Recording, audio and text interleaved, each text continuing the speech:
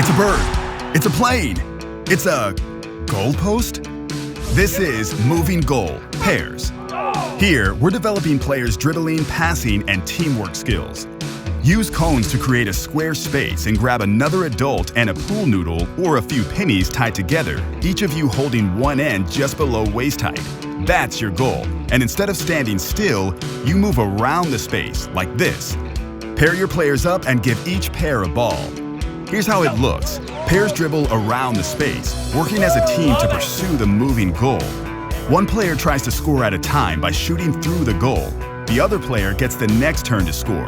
They continue pursuing the goal around the space, alternating goals until you call time. And stop!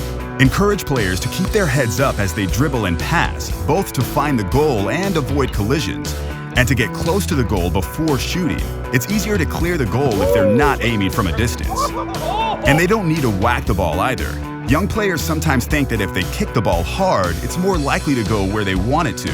Thanks to this game, they'll realize that it's not how hard they kick that matters, it's getting into a good position close to the goal, then sending the ball through. Love that pass! Outside of the foot! Coaches, players may crowd the goal. If it becomes a traffic jam, just ask parents to jump in to create more goals. Remember, heads up, teamwork, take a shot. Who knew being a goalpost was so much work?